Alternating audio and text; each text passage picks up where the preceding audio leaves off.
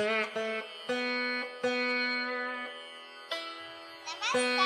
माझं नाव नभावदय मुळगुंद.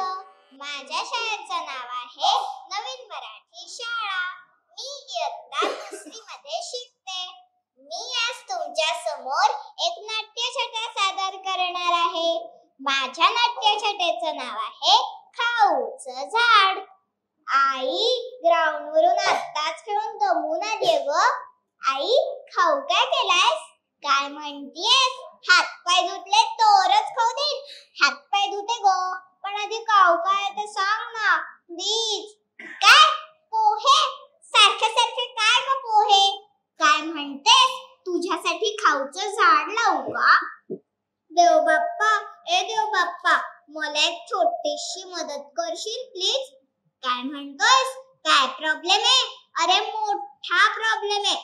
आई मला प्रत्येक वेळी नवनवीन आमिष दाखवते आणि तिला हवा तोच खाऊ देते. माझ्यासाठी एक करशील प्लीज?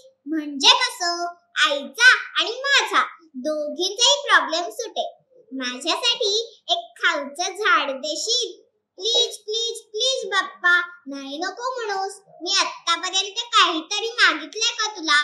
फक्त परीक्षेच्या वेळी मला पास कर, एवढंच मी हात जोडून मागते. हसू नकोस रे बाप्पा.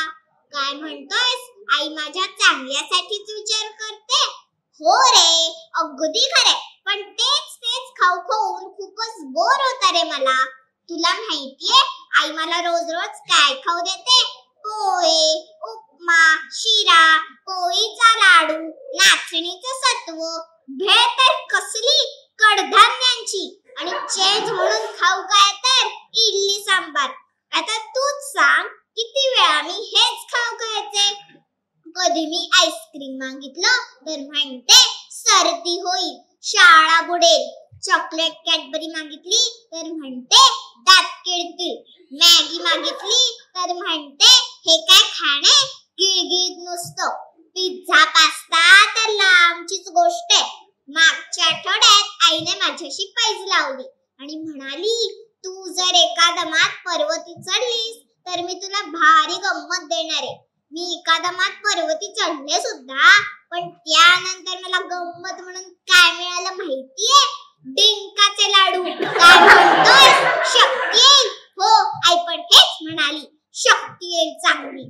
पण आता तूच सांग, हे डिंकाचे लाडू खाऊन दात चिकटणार नाहीत का?